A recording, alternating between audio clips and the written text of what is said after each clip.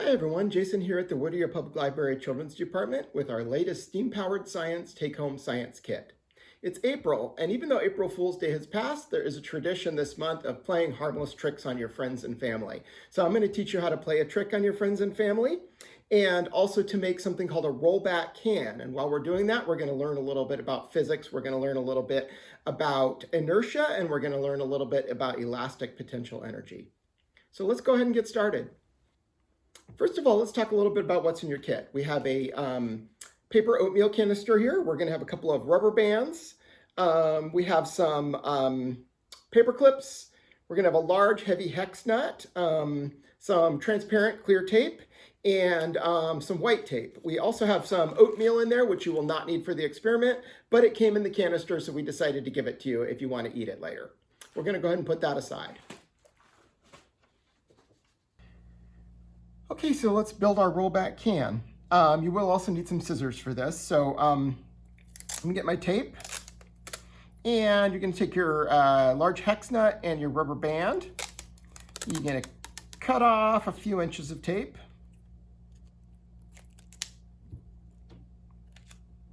You're gonna tape this rubber band to the top of the hex nut. Now it's very important you get it right in the middle, and you tape it to the top. Do not tape it through the hex nut. Do not tape it to the side. It needs to be taped to the very top because the hex nut needs to hang down from the rubber band. There you go, like that. You can adjust a little bit. Should be taped right in the middle. You might use a little more tape than I did. That'd be good. Next thing we're going to do is we're going to attach this to our oatmeal canister. So I'm going to put the scissors aside. What we're going to do now, and you'll notice we're going to use the paper clips. You'll notice I bent one of the paper clips to make a little hook. You see that? That will help us in our next step. So I'm going to take the lid off. I'm going to reach inside the can, inside the canister. And what I need to do is I need to get the rubber band to go through the bottom from the inside to the outside. So what I'm going to do to help me is I'm going to take my little hook here. I'm going to push it through the little hole in the bottom. You'll notice there's holes in the top and the bottom of your canister. And then very carefully inside there, you won't be able to see this very well because my hands are in the way. I'm going to hook that on, and then I'm going to pull it through. You'll notice, okay, now I have a little loop of rubber band poking through there. Now what I'm going to do next is I'm going to get one of my paper clips. I'm going to thread it right through there, flip it through like that. So now it is attached to that rubber band. See right there, the rubber band is now, pull it back through, now held in place. And your hex nut should be kind of hanging inside there. Next step we're going to do is we're going to get it through the lid. You'll notice there's also a little hole cut in the lid. And if you like, use your bent paper clip again. So we're going to take this rubber band, we're going to stretch it. We're going to hook it over that little hook. Sorry, we're going to take that off of there. Hook it over that little hook.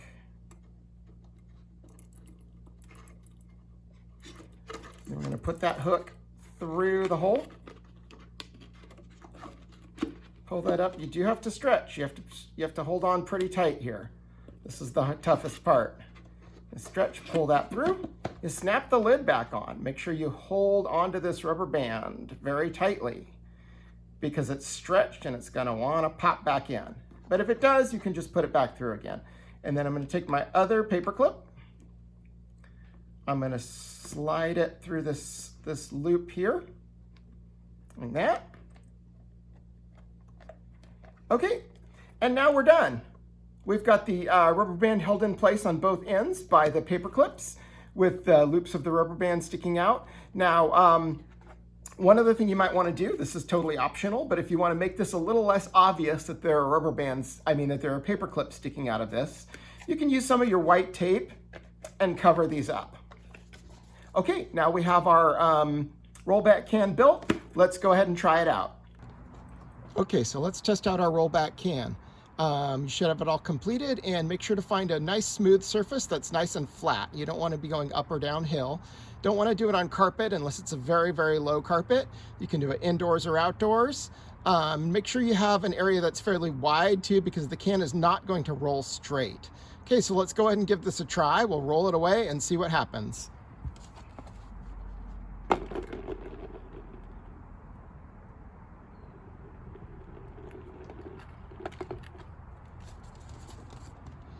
And it came right back. Hopefully yours did too.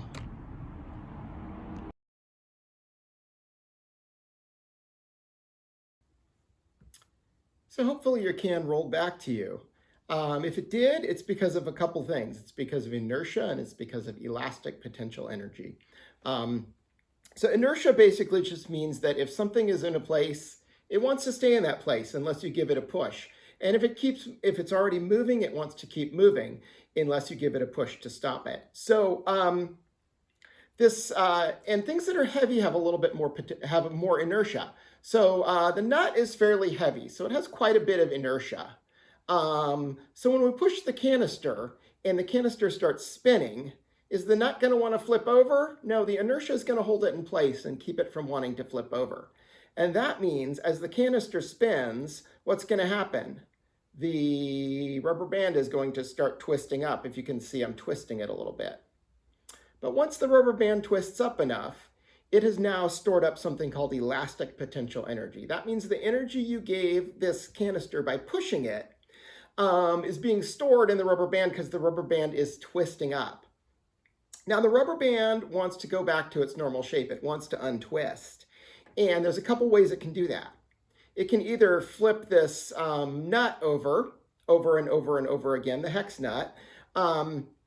But remember, the hex nut is pretty heavy and it has inertia, so it doesn't want to flip over. The other way the rubber band can untwist is by rolling the can back the way it came. Because remember, rolling the can one way twisted it up, so rolling back the other way is going to untwist it. So that's what happens. The can rolls back because the rubber band wants to untwist, and that's the easiest way for it to untwist. So that's why your can rolls back to you.